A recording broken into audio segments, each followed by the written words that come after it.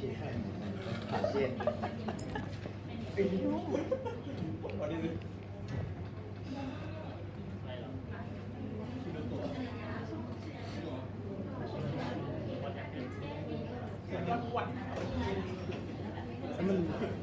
นทิชชู่ไหม เลขมันรันแล้วใช่ไหม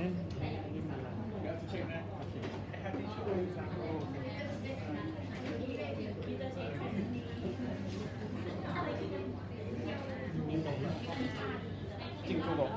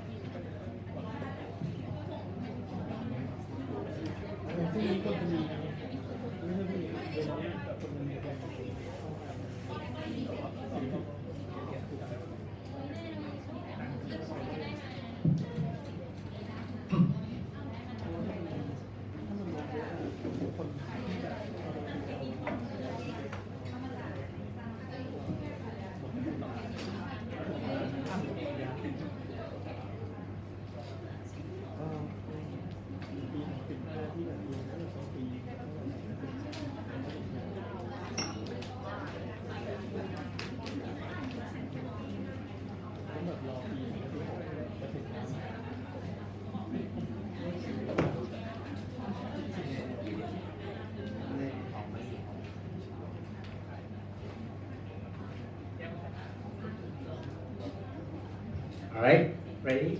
Let's start then. Okay, good evening, everyone. Welcome to the financial reporting 2. All right. Before we go further, let me introduce myself first. Natchanon Gomukutipong. I'm an assistant professor here at Chulalongkorn University in Department of Accountancy. So basically, I think what we need to get to know first from Ajahn Pimsiri. I talked to her before I come to your class.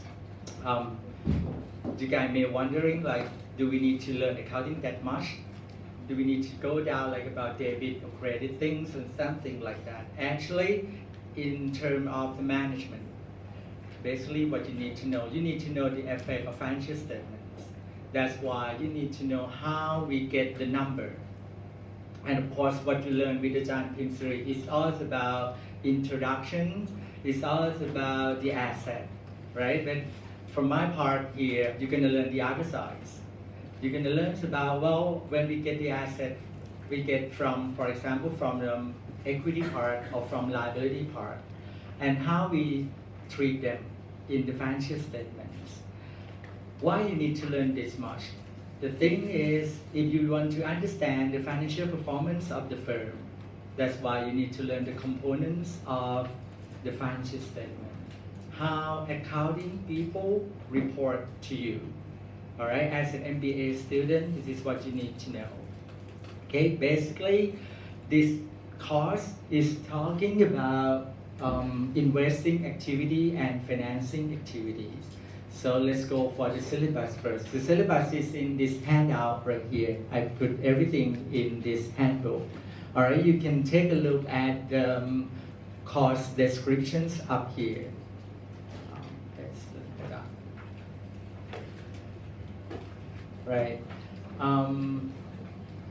There we go. We got 3 hours a week to get over all those things. So when you're looking at the cost descriptions, basically we're talking about investment in debt and equity securities. You learned before about, let's say if you get cash, which is an asset of the company. If you got more cash than what you expect to have. You got excess cash, of course you got to learn how to invest in the proper securities to make a lot of profit back as return. So that's why when we talk about investment, we have investment in general. For example, you invest in equity security, and if you invest more and more and more, you've got significant influence. This is what we call investment in associate company. If you invest even more until you take the control of the firm, you're gonna get subsidiaries and you are the parents. Of course, when you have parent and subsidiary relationship like this, you need to do consolidated financial statements. Just like if you invest in the stock market, some people play with the stock market, you're gonna see, well, this company, let's say GMM. GMM is a holding company in the stock market. They have a lot of subsidiary, for example, Exact or ATAM BDS, etc. They let all the subsidiary operating the business. They are holding company. The GMM only the holding company. What they get in return, you're going to say maybe this dividend, right? In terms of dividend, this is a return report in separated financial statement. But what about the performance for the whole group? That's why we need to do consolidated financial statement. Of course, these two, three chapters, we're going to talk over on investment in debt, equity, securities. We're talking about consolidated together with joint ventures. If you're looking at the constructions company or constructions project, you're going to see, let's say, Chalk and Chang, CK, do the joint project with Christian Nelson's. Right? There is joint venture project and how accounting people treat all these transactions. That would be interesting part to look at. All right. Not only investment part you got. Now let's turn to the other side for financing activities. All right. So basically, when you're looking at the cost description, you have investing, you have financing activity. Get back to what Ajahn Himsri talked before. When you set up the company, you ask money from the shareholders at the first place. The second place is like, if you don't have enough cash from the stockholder, you can ask for the liabilities, you go for the bank, you get the loan. So basically, to run the business, what you have, you're gonna have financing activity first. After you get the money, you start to invest. That's what we call investing activity. You learned before, we have cash, account receivable, inventory, property, plant, and equipment, isn't it? That's what you learned from Ajahn Himsri. All right, that's all investing activities. But now, not going to be that part.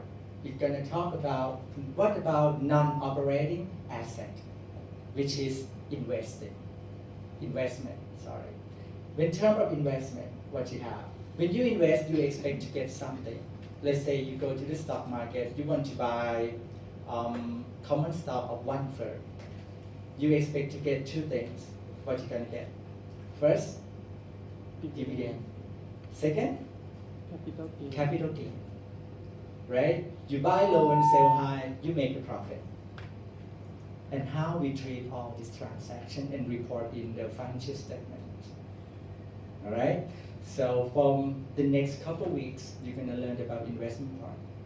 And just like I mentioned to you in the earlier class, if you gain more significant influence of the firm, relationship between your firm and the other firm, we call associate company. Right? You still got dividend as a return. You still got that. But how do we treat all the return in the financial statement? You're going to learn that in investment in associate. In terms of joint venture as well. Joint venture, what is that? Joint project. One company, the other one company come together, want to start doing something together and separate the profit, isn't it? Right? Well, in this case, what you're going to do with this kind of investment in joint ventures, you're going to learn that as well. Go over more. Now we gain the control. When we gain the control, you are the parent's company. And the investee company we call subsidiary. Not only you get dividend from them, you can control them. You can get, hey, I want to share the profit. Something like that. This is what you're going to learn in investment in subsidiary. And to build as a group of the company, you need to learn consolidated financial statement. This is for investment part. Not only that part, think about one kind of asset that you didn't learn before. When you learn about property plant equipment, the property plant equipment, just like table, chairs, factories, machine, or other equipment, you buy it because you want to use it in your operation. What about you invest, let's say, you build up the building and let people rent it? What you get as a return in this case? The rent revenue. But your main operation is not build up the building and let people rent. We're gonna have another property called investment property. This is what you're gonna learn as well, and how accounting people treat them in the financial statements. All right. Well, from the investment part, turn to the other side in terms of liabilities. Liability, you learn a little bit from Dr. Pimsuri, right? You're talking about bonds, isn't it? When you issue bond to get the money from the public, you have obligation to pay two things, which is what? Principal and interest, right? That's why you learn about the way we measure bond value. You learn about effective interest rate. All right. Not only bond you can get the money from. What else you can get the money from? You can go like, well, I want to ask money from shareholder. Now I'm going to issue capital stock more or common stock more. One day you say, oh, I don't want this kind of money. I'm rich enough. It's time to buy common stock back from the shareholders. We call treasury share. All right. In terms of treasury share, this is how we're going to do it here. You're going to learn about how we treat treasury share in the financial statements. All right. Not only you have treasury stock, common stock, you're going to have preferred stock as well. Preferred stock is mean what? It's the whole stockholders of the preferred share got some privilege. Let's say get dividend before common share, for example. All right. Well, if you got preferred stock in there, you're going to see what going to affect next in how we calculate earnings per share. All right, in the income statements. Okay. Last but not least, when we talk about earnings per share, well, let's see, we're going to have more liability for you to look at. Have you ever heard about deferred tax? You know income tax in general, right? But now, in accounting standard, we have another term called deferred tax. And you're going to learn what it is. We have both deferred tax asset and deferred tax liabilities. All of these report on the financial statements as well. But depends on you're going to get benefit or you're going to get obligation. All right? So get back to what you learned from Ajahn Pimsuri. The definition of asset is what? Can you recognize that? Recall that? What is an asset? Property that Yes. intend to make a profit. What's that? Property that intend to make a profit. The property that you have to make a profit. Anything else? Something will attract cash flow. Something that you're going to attract the cash flow. Well, actually, the asset is a resource that you're going to get future benefit. The key word is the future benefit. Can you recall that? Right? What about the liabilities then? What is liabilities? You are welcome to search on Google if you like. You don't need to like, oh, very strict. No, I'm not that kind of strict teacher. You're not undergraduate no more. You are a graduate student. You are welcome to do whatever you like. What is liabilities? Any ideas? What? Anything that you hold or to the other party look like that. Expand more. You have to pay back.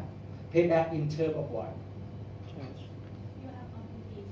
Obligation. That's what I like to know. You got obligation. Obligation to do what? To pay. But how we pay? In cash. In cash. Anything else can pay? Service. Anything else can we pay? Share. Anything else? Can you pay by inventory? Yes, right? You can pay back with any kind you like. You can pay by the service. You can pay by your inventory. Or even you can pay by your own property, isn't it? You sell the property, get the money, pay cash back to them. That's it. Very simple. But the key word is obligation. And what about the definition of equity? Come on. Otherwise, I'm going to go back to Aksachan Pinsuri. How do you teach him? You got to get something from her.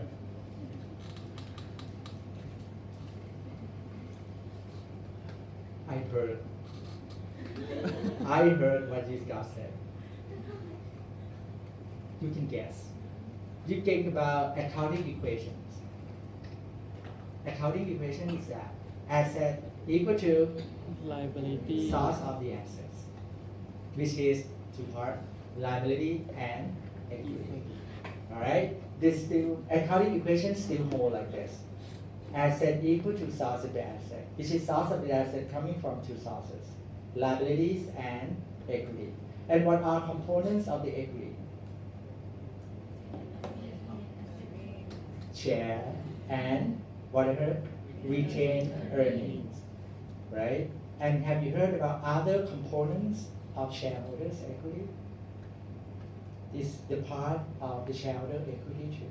If you're looking at the real financial statement, you will see that part is a part of equity as well.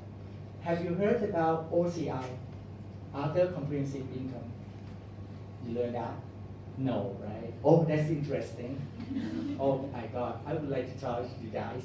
Well, for OCI, think about, well, let's see. You got the land. You have a land. And when you bought the land, let's say 10 years ago, the land cost you $1. Make your life simple. 10 years later, you think the land cost going to go up or go down? Go up. Let's say it's go up to $10. What financial statement is going to say? 10 or 1? 1, because it's historical cost. This is a cost you buy.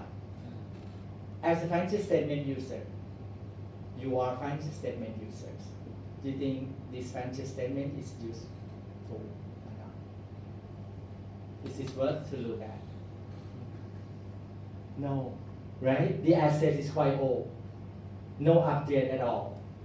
That's why IFRS allow public company to revalue the asset. When you revalue the asset, for example, from 1 to 10, you got gain or loss? Gain. How much? 9. And how do we report discounted gain? Guess? This is a gain, so it should report in what? Income statement. Is that correct? It's a gain. Is that right? You can guess. It's a gain. So it should be reported in the profit and loss statement or income statement. But if I do so, let's say the company reported profit 10 baht. Part of the 10 baht is from revaluation 9 baht. You think this company is good or bad? So basically the profit from normal operation is only 1 baht, right? And the other 9 is coming from revaluations of the land. So if the accounting people report like this, you guys don't know exactly what they do. That's why we think, well, it's not fair for the investor or the financial statement users.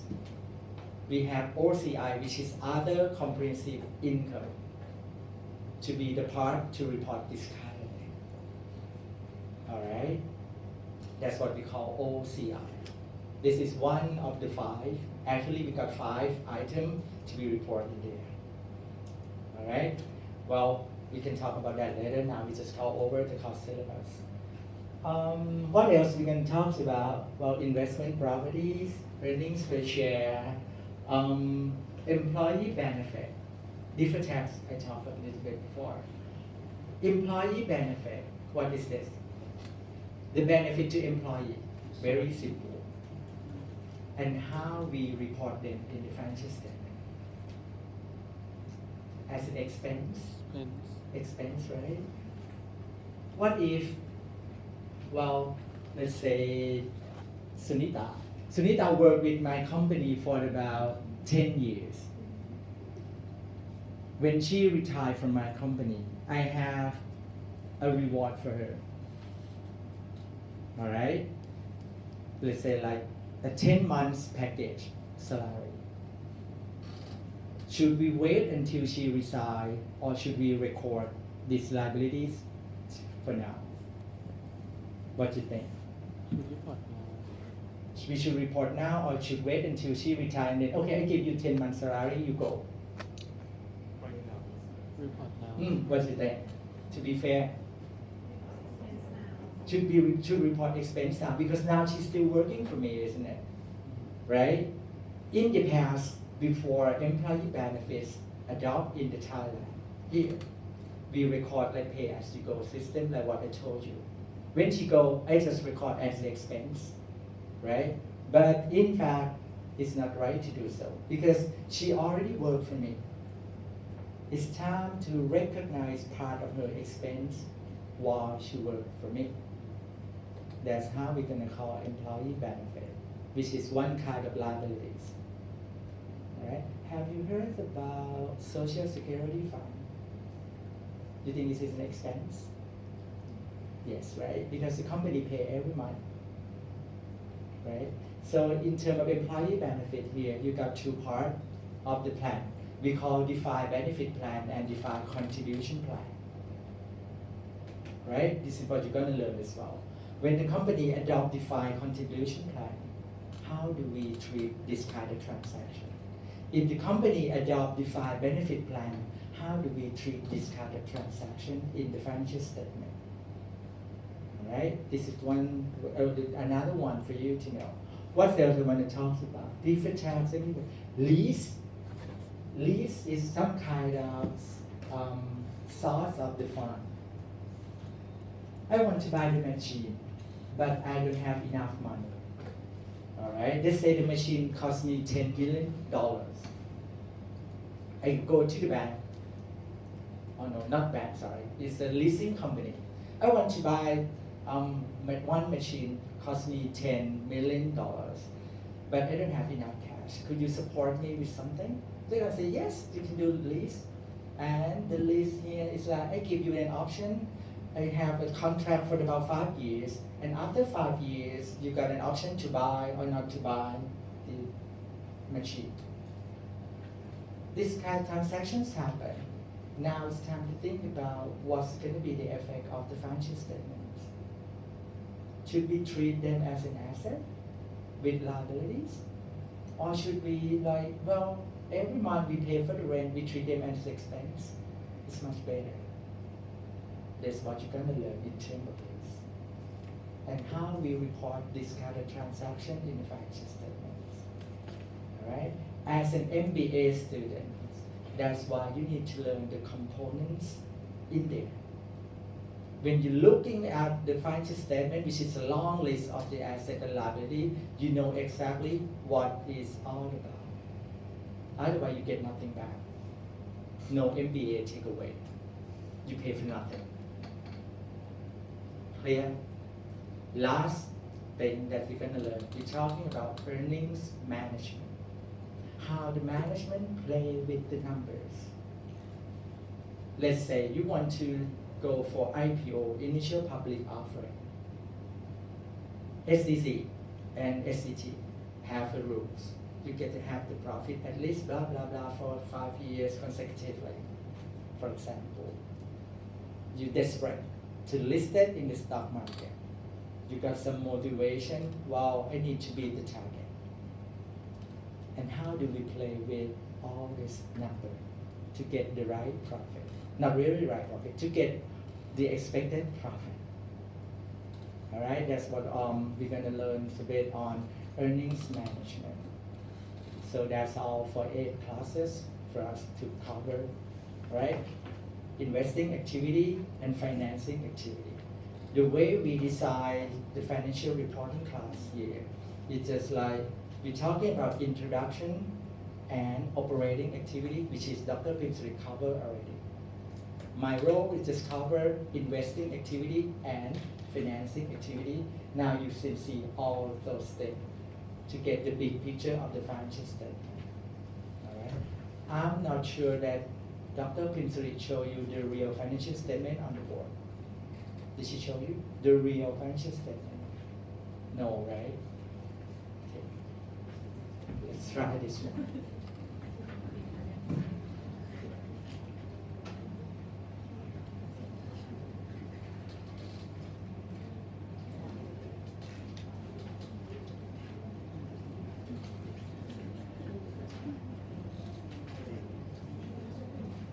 While we wait for the SEC website,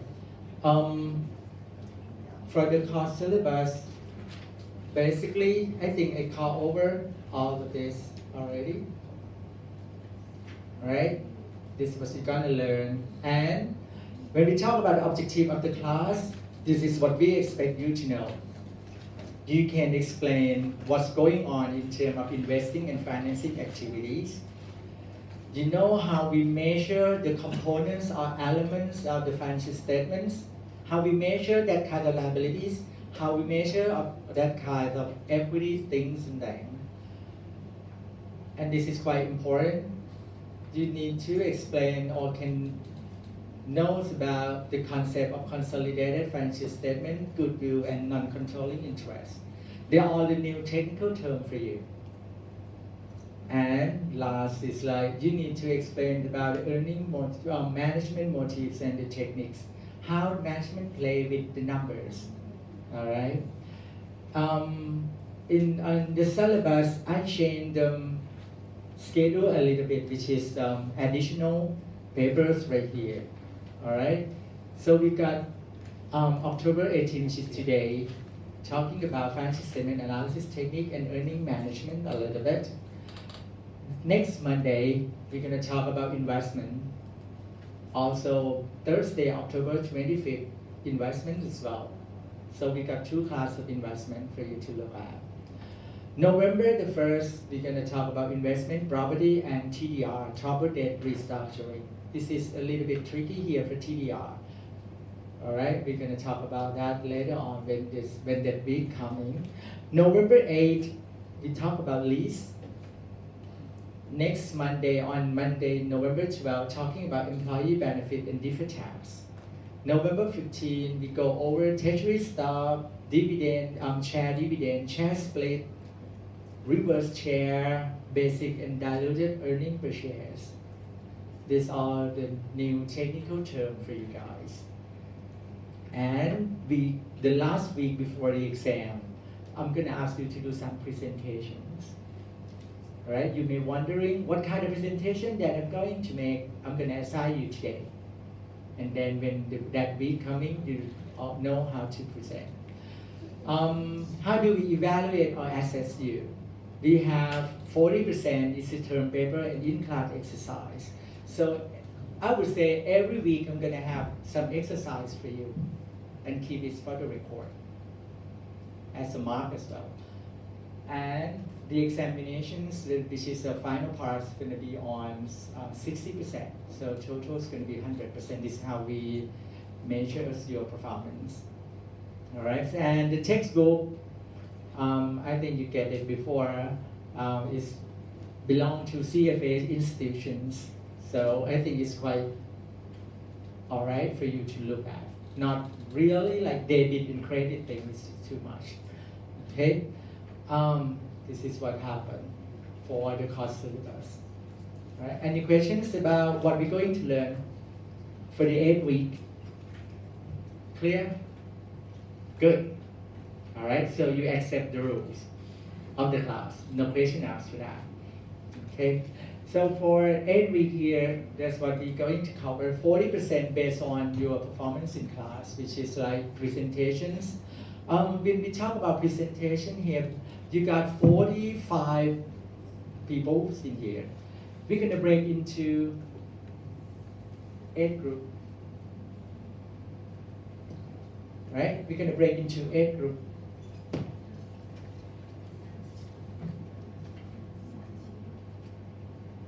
because you have 45 people, 45 students divided by age. So every group like got 6 people per group to do some presentation in week 8. Now you're gonna ask what kind of topic is that I'm going to present. Oh, in terms of the person in the group, I expect at least 1 international student in your group, not all Thai. All right, so get together by yourself. I don't want like, oh, you go together. You're just gathering by yourself. All right, pick one. The one you like, well, work together as a group.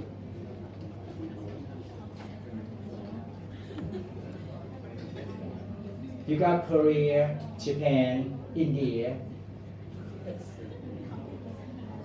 Shop around. Shopping around internationally. Alright? Okay? You understand the rules. Go get together by yourself and, well, you want to be with me in a group or not? Alright? And the topic we're going to talk about later before we dismiss the class. Up to you guys. Okay? 8 groups for 6 people per group.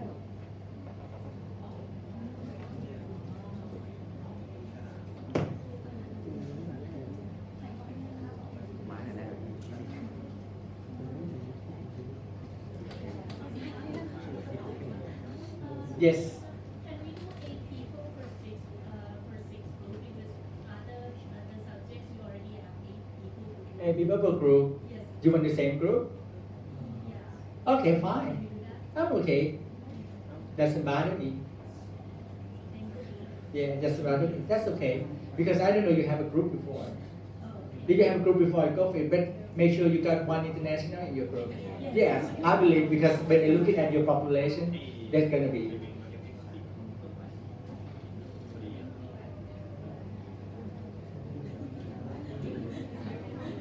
Make sure you don't have a free rider. The reason why I don't want the group to be that big because based on my experience as a student and as a lecturer, you're gonna have some free riders. That's what I'm afraid of. So you know how to manage yourself. Yes. Yeah.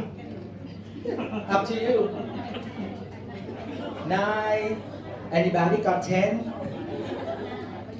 So the minimum is going to be 8, maximum going to be 9. Is that correct? Yes. But what's going on? If it's got 8 multiplied by 6, you got 48 already. But you got only 45 students. So going to be some group have less than 8. Is that right? Are you sure?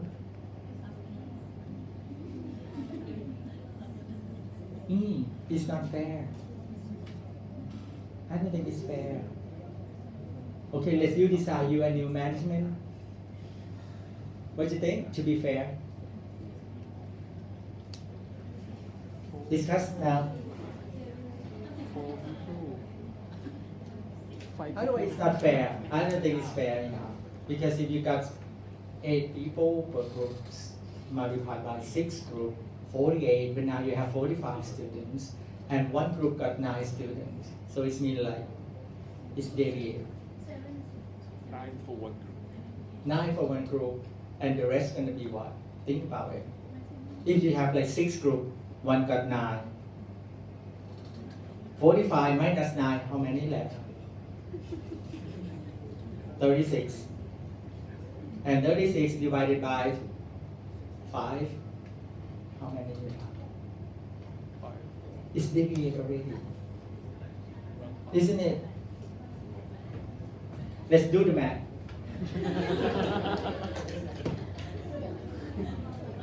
Right? You got 45. Let's say 1 group got 9. What you got? 36. 1 group got 8. What you got? 28. 28. Group 1, Group 2. Anything else?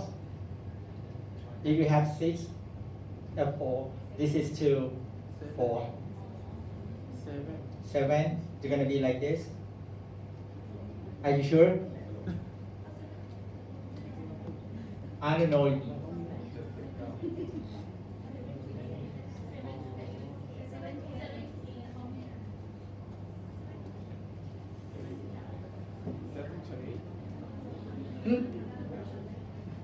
Make sure you got like this formula. 9, 8, 7. Is change your distribution. Statistics. Okay? 1, 2, deal. Okay. At least 7. Max 9. So this is gonna be this formula. 6 group from 7 to 9 people. Clear?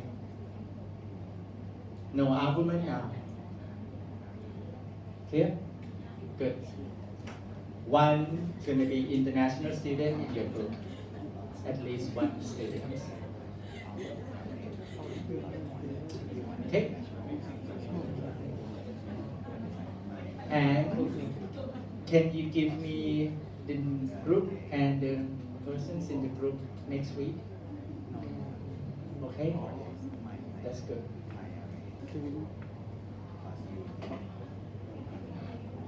All right? You take care of yourself. I'm done with my job now. All right? I'm done now. So let's see. Yes. Yes, list of the members. Next week. Your email file. But actually, I want you together and then you can keep to me. Mr. Teddy can take care of it. Thank you. Oh, or you have like head of your group, masters of the group? No?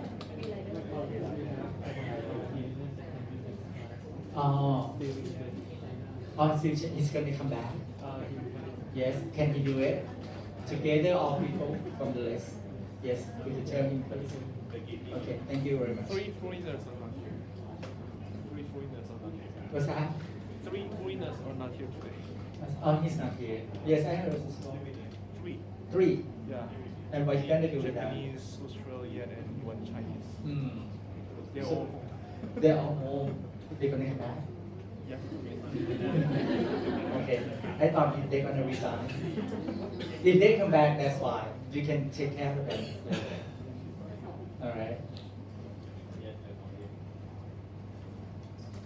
That's what I heard. Mr. Teddy Kunbi told me, Ajahn, you need to tell them to break into the group. I'm the one to make a mess with them. That's what he told me. I asked him like, me, can you like break people into the group for me? Because they said, no, Ajahn, I don't want to touch them. I want them to be free and then get together by themselves. I said, oh, fine. I'll come to class and then I'll talk to you guys later. Yeah, we got negotiation skill like this. All right, so this is done with the package. All right, and with the topic you're going to talk about for the presentation, we talk about that later on. Okay. Now let's say, as I promised a couple minutes ago,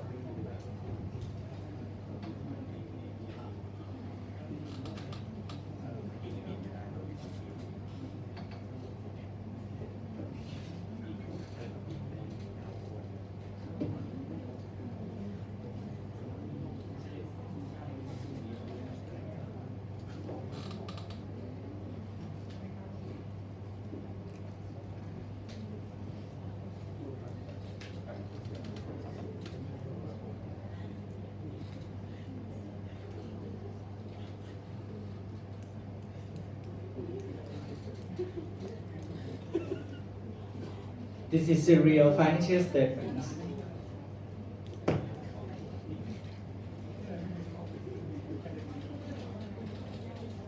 All right, basically I just go to SEC websites,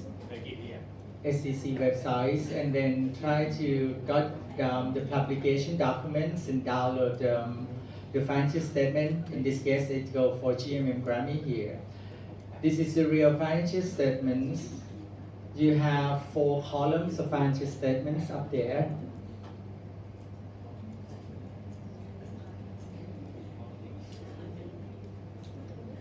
Consolidated financial statement and separated financial statements. Okay, let's go with separated financial statement first. Just like what you learned with Dr. Primsuri, you have the asset and break it down to current asset and non-current asset. And you're going to see this term, deferred tax. You're going to see what investment in subsidiary, investment in joint ventures here, which is one kind of investing activities. All right. In terms of liabilities, you have that kind of loan, you have the lease agreement.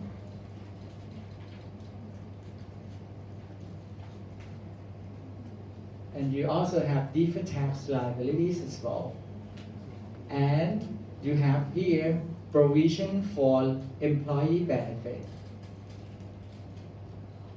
Right? That's why you come to my class, you want to learn the natures or character of this kind of items. Otherwise, you don't know when you analyze the financial statement. Okay? Basically, liability is liabilities, basically. If I want to talk very short, I just do like that. It's short. It's liabilities, nothing else. In terms of the share, you got the registered share and the paid-in capital shares. And here, other components, you got retained earning up there, sorry. We have appropriate part and unappropriate part. We're going to learn that as well, what kind of this thing. You got other components as well of shareholder equity.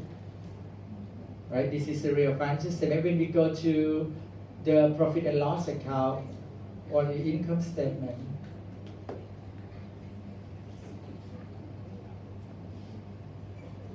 you got revenues, you learned before. And what is this?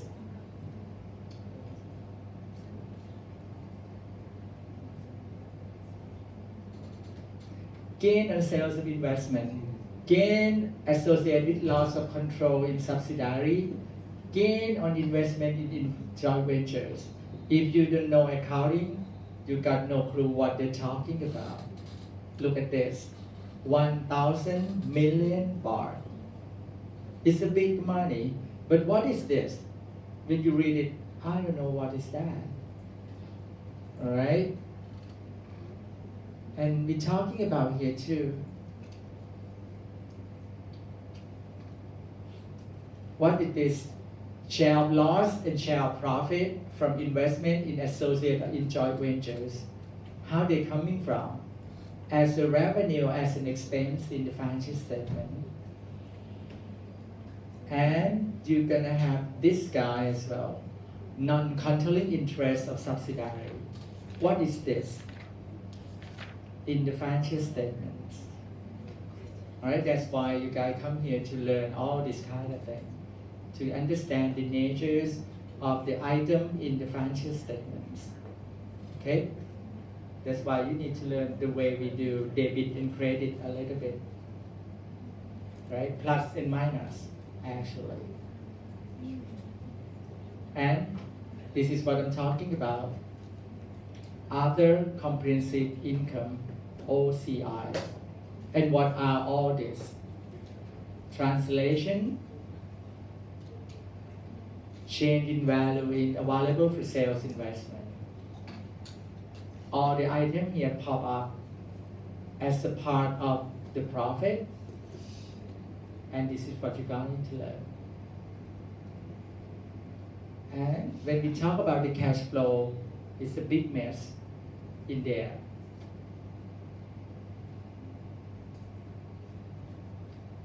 We have cash flow from operating activities and a lot of items in there for you to look at. All right. cash flow from financings and also investing activities. This is all about financial statement articulations. Okay, so now let's get back to what we're going to learn. Oh, one more thing I want to tell you is like, I cannot go over every slide. It's kind of boring for me. Slide just slide, you go back home, you can read it by yourself. The thing is, better understand what I'm trying to say to you. And to make the learning progress quite effective. We got a handout at the back, which is kind of exercise. Which of course we're going to learn together. We work together. To make sure you understand. Otherwise, just like I lecture you and no discussion, nor practice at all, and you get away with nothing. All right? Mix between the way I teach undergraduate students and graduate students. Because when I teach graduate accounting students, I'm not going to give them assignment because they learn a lot 4 years already, undergraduate. I just can talk and share what we think, which is a lot of fun. But some people of you have no accounting background, so you need to practice. Hopefully you understand the way I teach you guys. Otherwise, I teach you like undergraduate student. Yes, of course. You need to practice more. When you practice more, you learn more. All right? Got it. So we got 2 parts. PowerPoint part and the handout part. Okay? To make sure you understand the way we're going to go over it. First, session here, we start with the financial statement analysis part.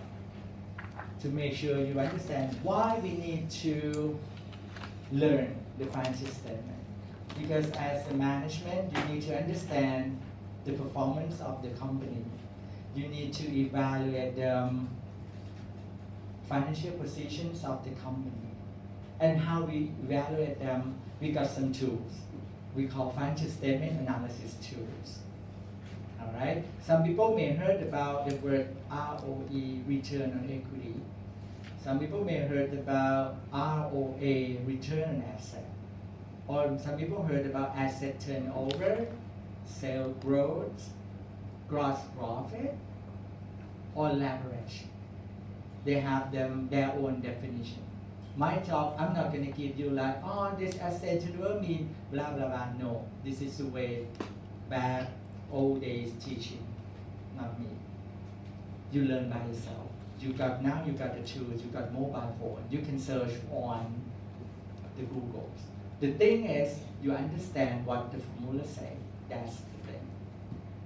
Otherwise, you just memorize, oh, asset turnover, sales over the asset, and what it's talking about. ROE is what? Net income divided by the equity part. And why we focus on that.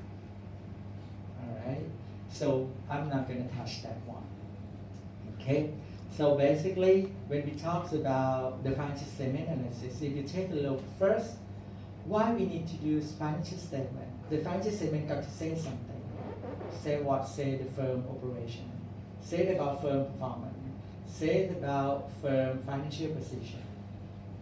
Let's suppose if you want to evaluate some persons. Oh, this guy kind of rich. Or this guy kind of poor. How you measure rich or poor? What's it? This guy rich, this guy poor. How you distinguish them? Compare what? Income? Asset. Oh, this guy drive BMW. Look like he's a rich man. This guy drive Toyota Vios, for example.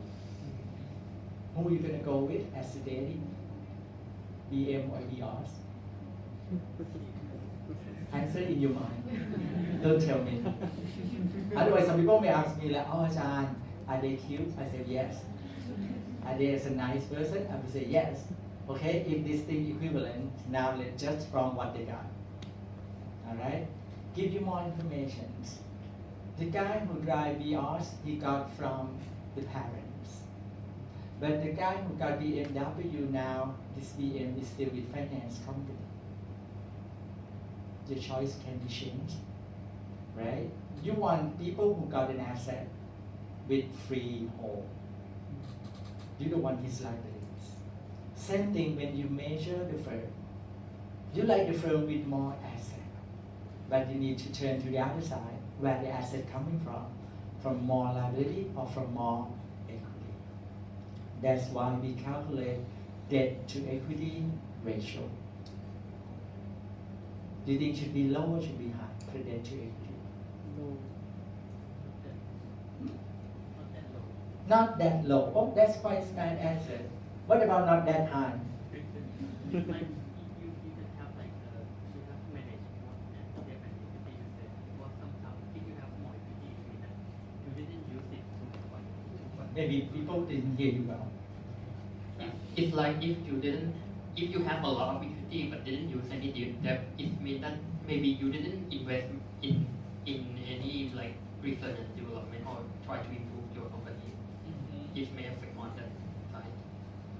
If you got high debt, low equity, you think it's good? It's not good to. It has both good and bad side on both high and low. For high rate, it means that the company is in the risk of getting bankrupt, like that. Yeah. Can they say like this? Thank you. Can they say like this? Well, if I have low liabilities, nobody trusts me. Nobody gives me credit. Too low. Right? Too high, just like what Natapon just said. Too risky. That's why when you borrow money from the bank, what we have debt covenants. Have you read about that? The debt covenants. The debt covenant, for example, when you sign a contract with the bank gonna say, well, you make sure you control the level of the debt and equity not more than 2/1. Okay? Right? It means what? The source of the asset when you operate, you need to make sure, well, the source of the asset should coming from liability not more than 2 compared to the other side, which is 1. That's why we call the leverage. Why we call the leverage? If you're looking at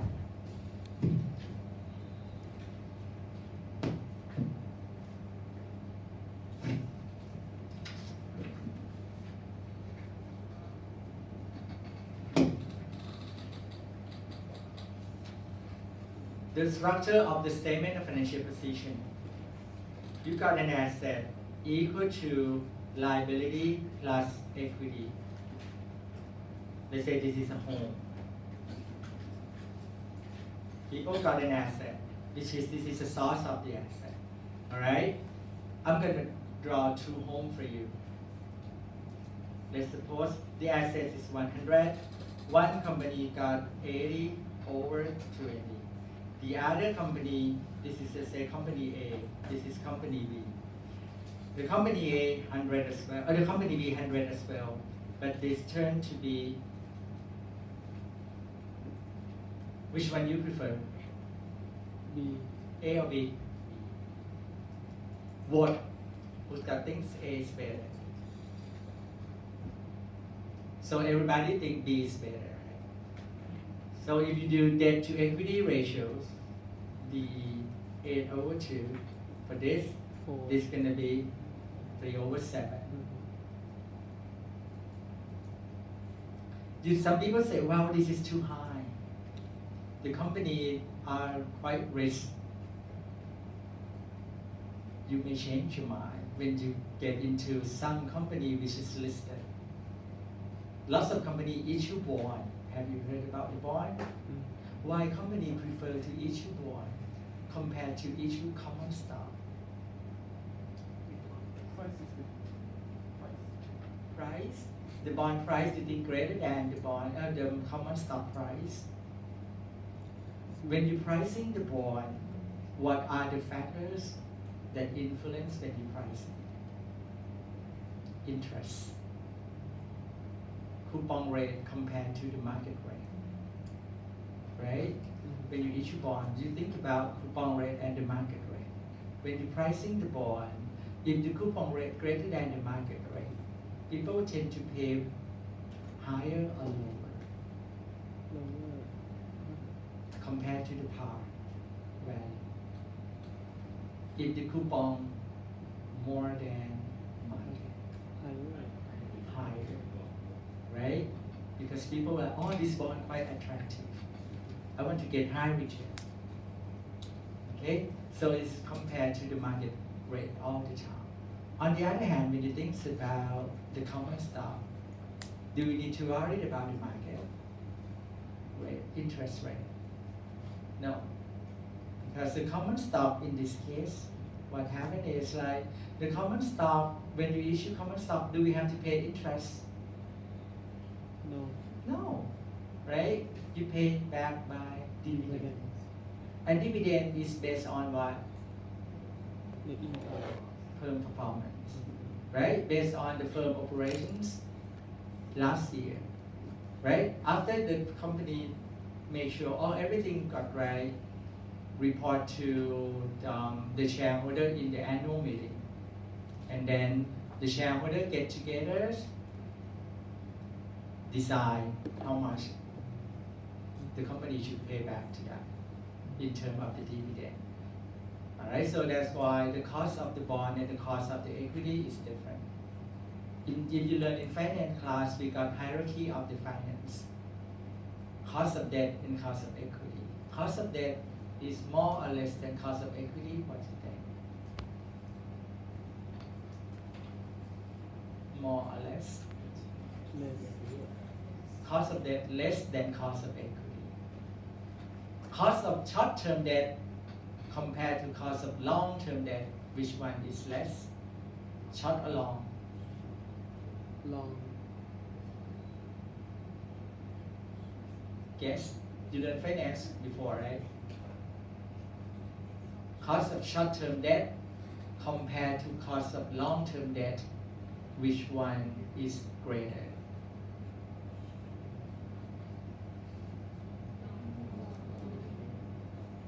Think about this. You go to the bank, you borrow money from the bank for 3 years.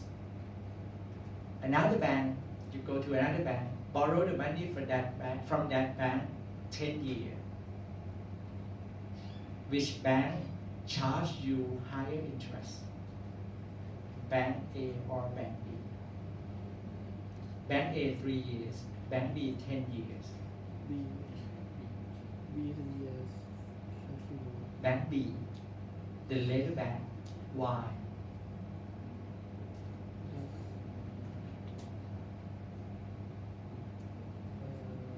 Why?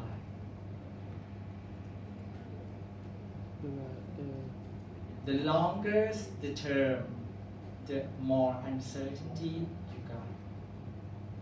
The bank gonna charge with risk premium in the interest. That's why cost of short-term debt less than cost of long-term debt. Forget about credit card debt. Okay? For credit card, it's just too high. That's personal loan. I'm not going to touch that. I'm talking about corporate loan. Okay? Okay? So basically, the financial statement analysis is going to be like you play financial statements and think about, well, how do we measure all this and that, this and that, right? Well, let's see. Turn back to this.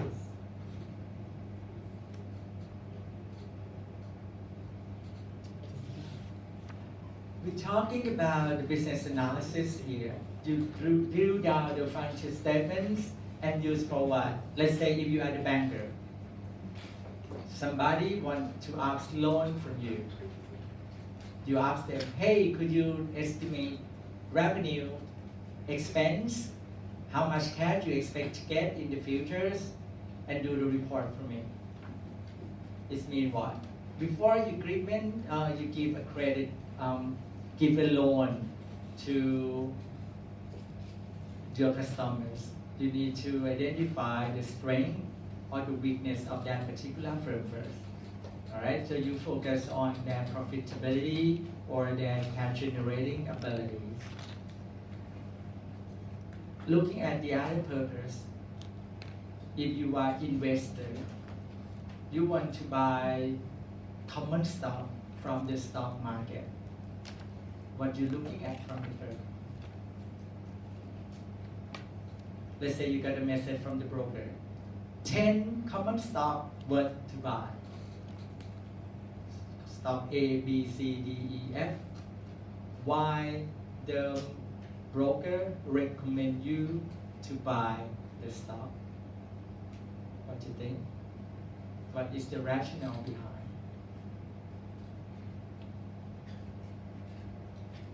You know my question? You understand my question, right? I'm afraid like sometimes you just blank. You got a message from the broker. The broker said we got 10 stock to buy. Right? Stock A, B, C, D, E, F, for example. My question is why they recommend you to buy? Any ideas?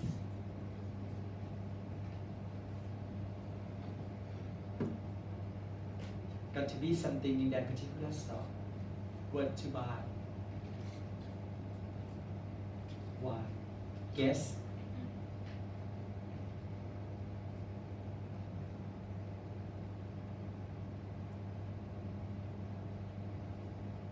Stock A and stock B. Stock A were to buy, stock B should sell. Right? They say the broker say like this. Why they recommend you should buy stock A, and why they say, well, stock B you should sell, don't hold it. What are the rationales behind for the stock A? Why it's worth to buy?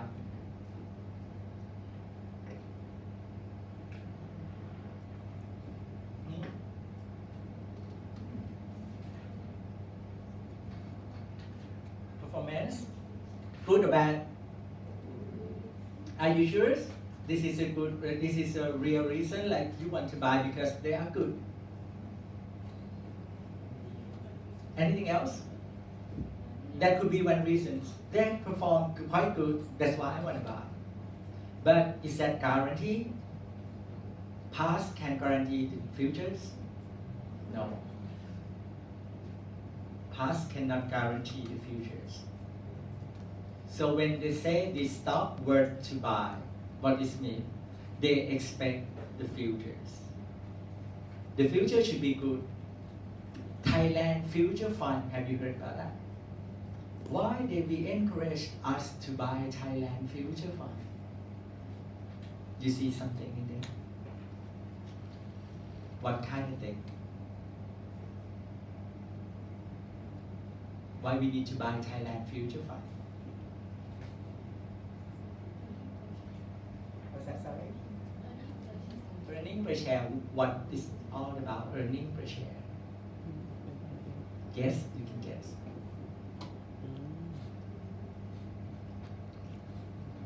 Thailand Future Fund built on expressway, built on infrastructures. You think it's gonna have the bright futures? People use a lot of tollways, expressway, municipal transportation, can get futures profit. Future profit means get future cash flow. When we got future cash flow into the fund, we can get high return from the fund. But they are all about expectation, right? You can see BTS, they build up the line, they build up all those things, extend the line. Every morning, people very packed, crowded, right? Do you think you're gonna have a bright futures? They're selling more. Isn't it? You got to admit, when you sell some stock, you sell more. You sell expectation. That's why they encourage you to buy. Okay, that's for example on stock A. Not only the past performance, expect future performance. What about stock B? Why people recommend you to sell?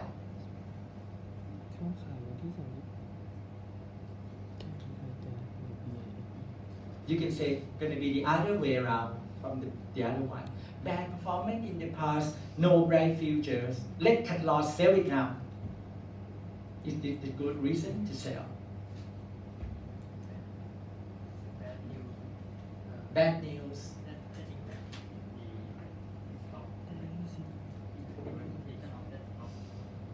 The bad news can impact the stock, the company, or maybe environment that company operate. All right. Let's say I set up the business which is like back in 3 years ago. For example, when they got digital TV license. Back then, people who in the media selling this prospect, oh, I'm gonna get the digital TV license. We're gonna get more bright futures. Looking at TV pools. What happened now? Right? Bright TV, still bright. Nation, PPTV, back then they're selling more. Alright? So it means expected future events. That's why when we talk about business analysis, part of that, you say to me before, performance. How do we measure performance from the financial statement? That's why you need to understand how financial statement report and tell you guys on what's going on. Alright? So, if you know about financial statement, you need to know about the limitation of financial statement. First, accounting choice. You learn about inventory, for example. How do we value inventory? We value inventory at cost, right? And when we evaluate at cost, how many methods we can value? First in, first out. You heard about that? Average, specific. 3 of them are accounting choices. If the price of inventory tend to go higher, what method you want to use in your financial statement? Think. If the price tend to go higher up, if you are the management of the firm, what accounting method you're going to use? I have choice again.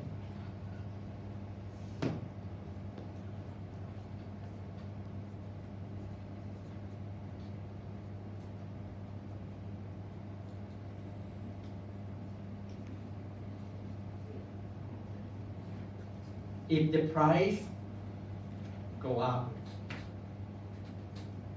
which one you prefer? A, B, C, to make the profit good?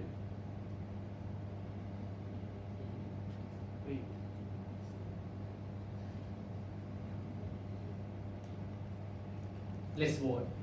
Who think the same? Raise your hand. Don't be shy. You come here to learn anyway. 1, 2, 3, 4. B. 5. B. 1, 2, 3.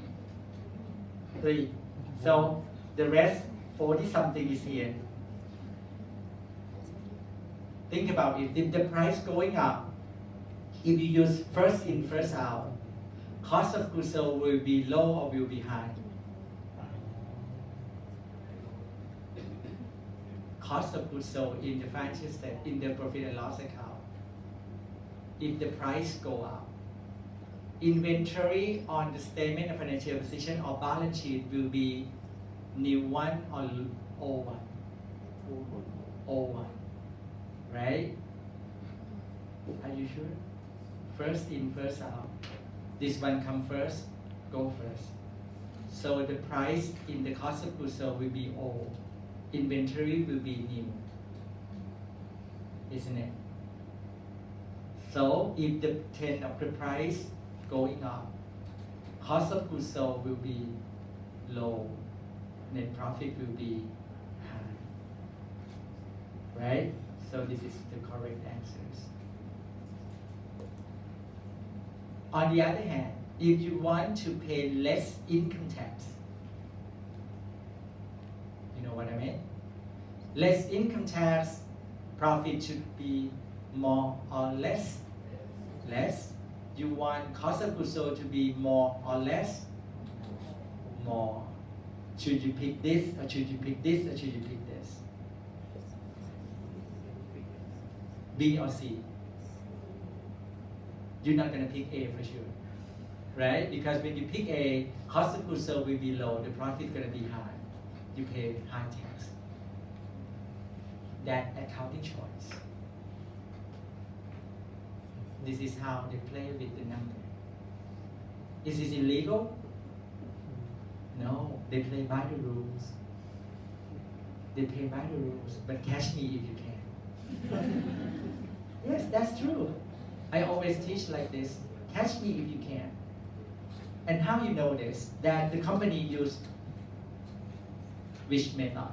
How you gonna know? Can you read on the financial statement? No, the number is number. You know from note to financial statements. I'll show you this.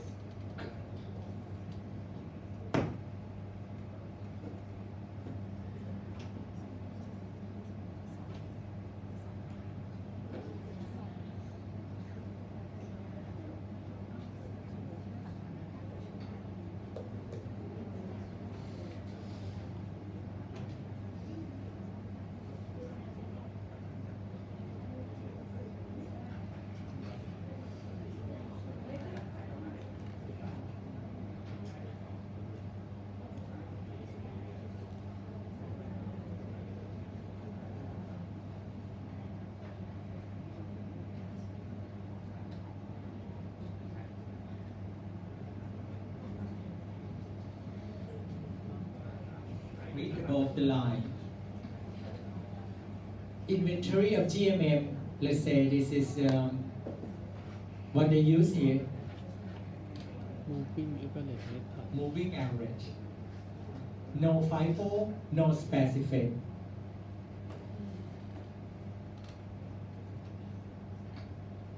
Magazine and book, the average. Other inventory, what they use? First in, first out.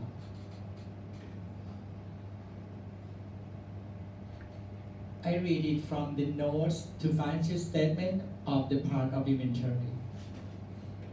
So if you want to be the smart financial statement users, don't read just the number. Number is just number. Garbage in, garbage out to me. That's true. Right? But this is more information that didn't tell on the numbers. The note financial statement got a lot of useful information. Not only this as well, that not only this, they have good information. You're gonna see that in DNA, management discussion and analysis part of the company. They're gonna talk a lot what management think about company performance, company operations, company statement of financial positions, blah, blah, blah. All right? So this is just some example of accounting informations. So make sure you understand the limitations of the accounting. The first one is accounting choice. And the other one is the estimation. Have you heard about allowance for uncollectibles account receivable, a doubtful account? Right? You learned about that in account receivable. Normally, how many percent of the AR they got? 3%? Is that enough? Let's say my company, I would set allowance for doubtful account for about 3% of the amount of account receivable. Okay, 3%. The other company say, I want to set 2% of account receivable. Who you can trust? Company A or company B? Company A may be like, well, I think 3% is enough. Company B will say, I think 2% is enough. Who think this one is enough? Management. Management is the one who say like, this is gonna be 3%, this is gonna be 2%. This is our estimation. What if the new CEO coming in, I want it to be 1%. They play by the rules. It's not illegal, right? And how can I know, like, it's gonna be 3, it's gonna be 1, it's gonna be 2? Looking at the footnote of the financial statement, they showed us as well.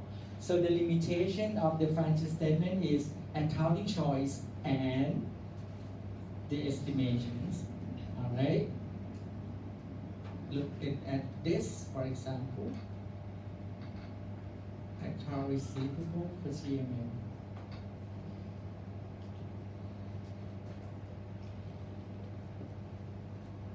They have like an aging.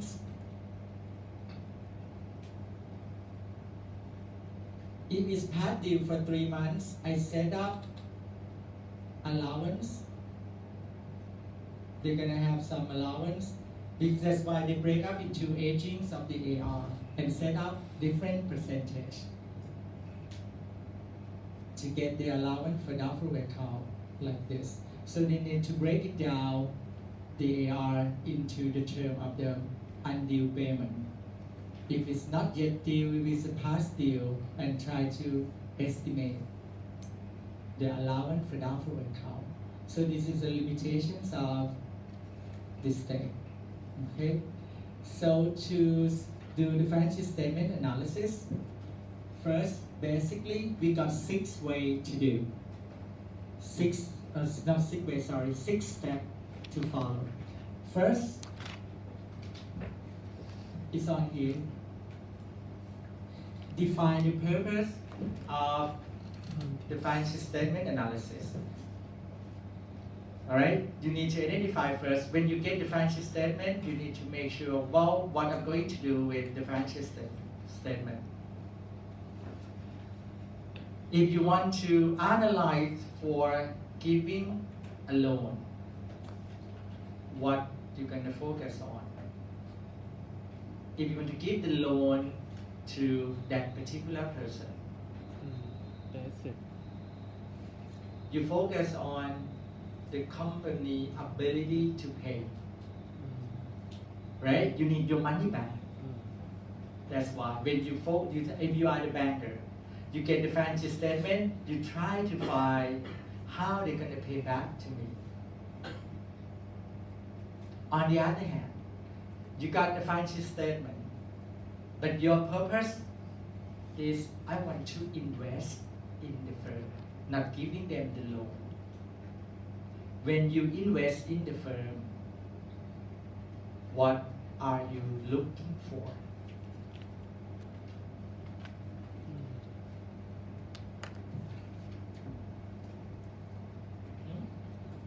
What are you looking for?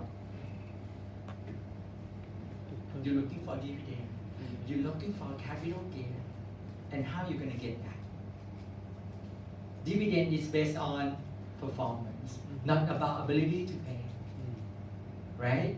You're looking for capital gain. You're thinking about, well, if you invest in that firm, I expect to buy that low and selling high. How do we make the price going up? The market going to react to the news of that particular firm. So you have different sources of information to help you out. Yeah. All right. So that's why the first thing that you need to know before you do financial statement analysis is define your own purpose. What you want to do with that. Then you go to the second step, collecting the input. You collect the input maybe from what? Financial statements. You collect information from industry data. Going to the Bank of Thailand website to find out the inflation rate or interest rate, blah, blah, blah. So you have more things to follow. After you got that, step 3 coming in. Now it's time to analyze, right? Process all the input, making it in a good shape. And then number 4 is analyze. When you analyze, now it's time to talk about the ratios analysis. Talking about the way the difference from one day to the other day. Okay, which is we have analysis too. You need to understand the business. You need to understand the way they report, which is called accounting analysis. What accounting method they can play with. Let me give you example here. You learned about PPE, property, plant, equipment. One company have equipment and have depreciation policy straight line. And I think useful life for this equipment is 5 years. Another company, they say company 2, the same equipment, but they expect to use this equipment for 10 years. Which company got higher depreciation? 1 or 2? First company depreciate for 5 years. Second company depreciate for 10 years. Which one got higher depreciation expense? 1 or 2? 1. Right? Let's say the cost of equipment is 100 baht. If the first company depreciate 5 years, 20 baht per year. On the other hand, the other company, same equipment, 100 baht. Depreciate for 10 years. Depreciation per year will be 10. Which one got higher profit? Company 1 or company 2? Company 2. Company 2. Who you gonna go with? 2. 1 or 2? If you get into earning trap, you will go with 2. But looking at what they did, they play with the numbers. The first company, it's very straightforward. Normally people depreciate for 5 years. I'll follow that. Follow their norms of the business. The other company know accounting rules, know how to play with the numbers. They extend useful life from 5 to 10 years. They got cash, they got profit back, doubles. Alright, you got to be smart enough to take a look. Even the bottom line got the same number, but the way they get the number is different. That's why you need to learn accounting policy, how they play with inventory, play with PPE. Now you're going to learn a little bit more. Can they play with pension? Can they play with lease? Can they play with investment? All right. The trick is in number 4. This is how importance of this subject. Not only you get an liability is liability, asset is an asset.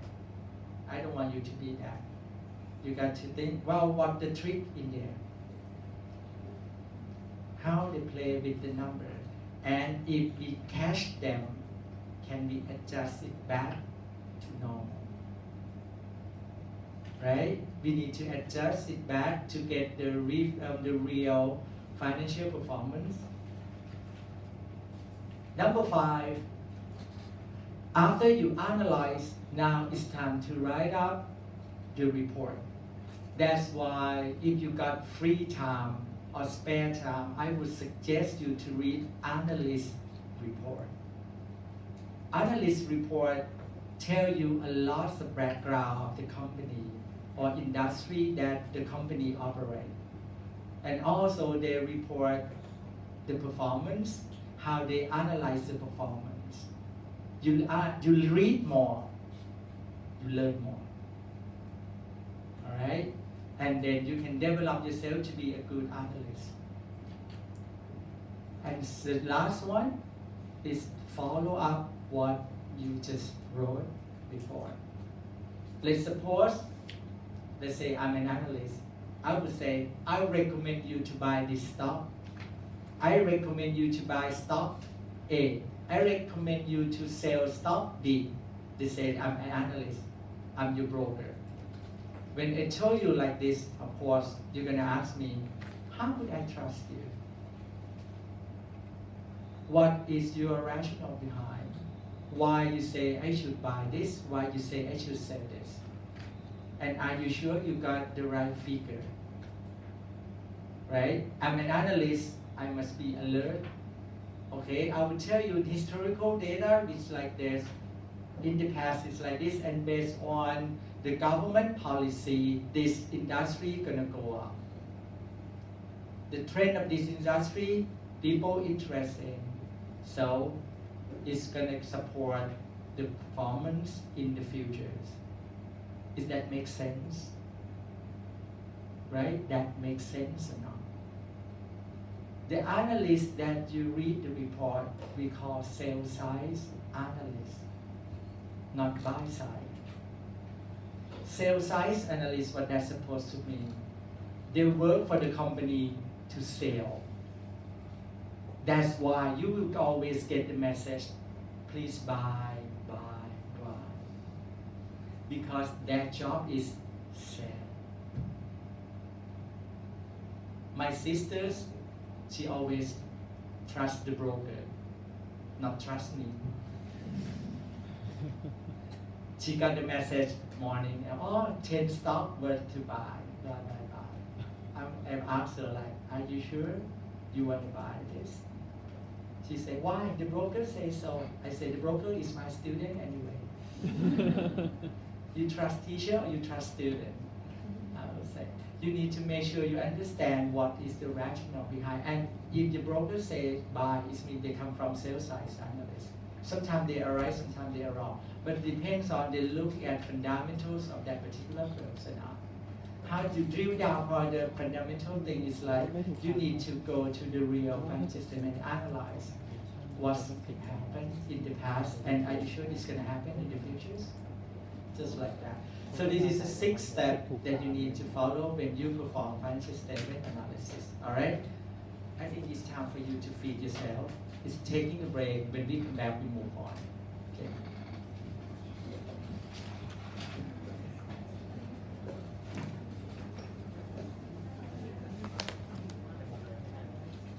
Okay.